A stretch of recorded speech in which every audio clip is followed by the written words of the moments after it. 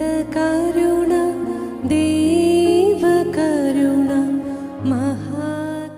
എൻ്റെ അന്തരാത്മാവിലേക്ക് ഒഴുകിയിറങ്ങിയ ദൈവകരുണ. സിസ്റ്റർ ഫൗസ്റ്റീനയുടെ ഡയറി. ഈശോ മിശിഹായ്ക്ക് സ്തുതിയായിരിക്കട്ടെ. എൻ്റെ അന്തരാത്മാവിലേക്ക് ഒഴുകിയിറങ്ങിയ ദൈവകരുണ.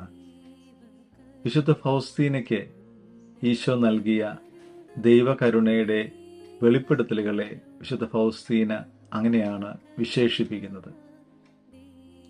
20-ാം നൂറ്റാണ്ടിൽ 2-ാം സഹസ്രാബ്ദത്തിനൊടുവിൽ 3-ാം സഹസ്രാബ്ദത്തിന് മുന്നോടിയായി ഈശോയുടെ മനുഷ്യാവതാരത്തിന് ശേഷം 1900 വർഷങ്ങൾ പിന്നിട്ട് വെറും പ്രാഥമിക വിദ്യാഭ്യാസം മാത്രമുള്ള ഒരു സന്യാസിനിയാണ് ദൈവം തൻ്റെ കരുണയുടെ ആഴങ്ങൾ വെളിപ്പെടുത്താനായിട്ട് തിരഞ്ഞെടുത്തത്.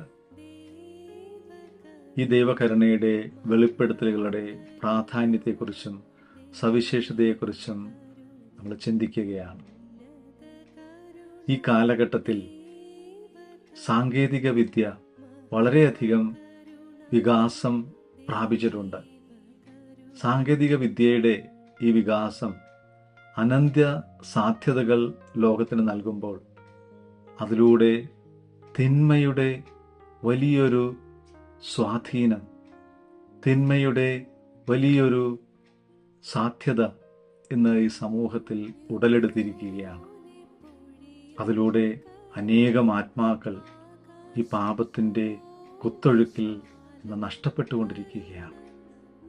വിശുദ്ധ പൗലോസ്ലീഹ റോമാക്കാർക്ക് എഴുതിയ ലേഖനം 5-ാം അധ്യായം 20-ാം തിരുവചനം: പാപം വർദ്ധിച്ചിടത്ത് കൃപ അതിലേറെ വർദ്ധിച്ചു.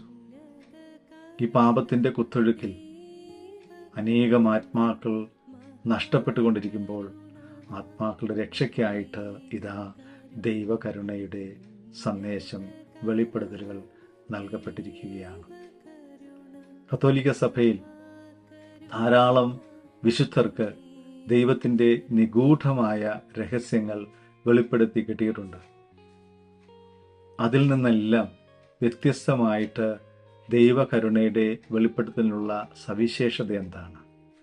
എല്ലാ വെളിപ്പെടുത്തലുകളിലും അതിൻ്റെ ആശയമാണ് രേഖപ്പെടുത്തിയിരിക്കുന്നതെങ്കിൽ വിശുദ്ധ ഫൗസ്റ്റീനയുടെ ഡയറിയിൽ നമ്മൾ വായിക്കുന്നത് ഈശോയുടെ അതേ വാക്കുകൾ തന്നെയാണ്, പരിശുദ്ധ അമ്മയുടെ അതേ വാക്കുകൾ തന്നെയാണ്. ഏതൊരു തരത്തിലുള്ള വ്യക്തിക്കും, പരിപൂർണതയ്ക്ക് വേണ്ടി പരിശ്രമിക്കുന്നൊരു വ്യക്തി, പരിപൂർണതയിലായിരിക്കുന്നൊരു വ്യക്തി, പാപത്തിൻ്റെ അടിമത്തത്തിലായിരിക്കുന്നൊരു വ്യക്തി, നിരാശയിൽ നിബന്ധിച്ചിരിക്കുന്നൊരു വ്യക്തി, ആര് തന്നെയായാലും വിശുദ്ധ ഫൗസ്റ്റീനയുടെ ഡയറി ദൈവകരുണയുടെ വെളിപ്പെടുത്തലുകൾ തൻ്റെ ആത്മീയ ജീവിതത്തിലെ ഉന്നമനത്തിന്, വളർച്ചയ്ക്ക് ഏറെ സഹായകരമാണ്. ഈശോയെ ഞാനങ്ങിൽ ശരണപ്പെടുന്നു.